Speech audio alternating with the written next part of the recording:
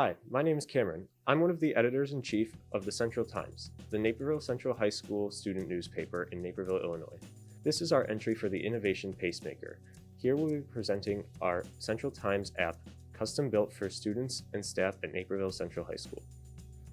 In spring of 2020, a peer of mine named Daniel approached Central Times and expressed his interest for creating an app that we could use to spread our content to mobile devices with more ease.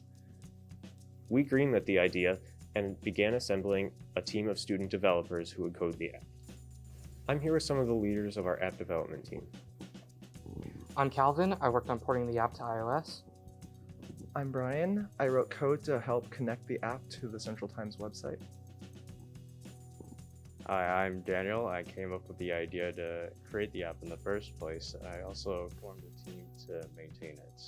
We were extremely excited for this opportunity since Central Times is constantly looking to improve its audience engagement and offer easier ways to consume more entertaining and informational media. After taking a look at our Google Analytics results, we found that about 70% of our users come from mobile devices. And since we were currently using the Snow School Newspapers Online Flex theme, our website was primarily targeted towards desktop users, and we needed a more mobile-friendly way for people to consume our media. In the past, we had tried Snow's own Students News Source app. However, we didn't feel the price was adequate for our needs. So we were excited to be able to create something designed specifically for us. This was also a great opportunity to differentiate ourselves from other school newspapers and become more professional at the same time, since all real newspapers nowadays have their own app. We wrote the application in the mobile programming language Dart and used the framework Flutter, both created by Google, and they're both cutting edge. And the great thing about them is that they're cross-platform, meaning that we can both deploy this to Android and iOS.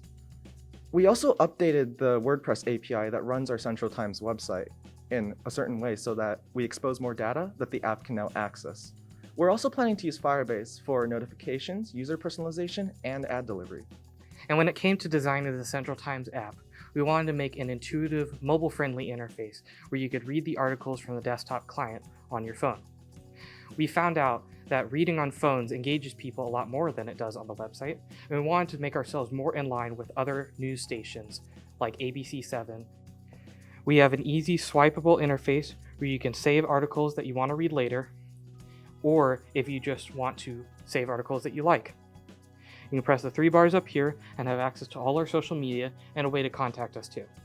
One particular challenge that we faced was getting the app onto the Android and iOS app store. This was a pretty big challenge specifically since we had to get the proper licensing and permissions despite being a student organization.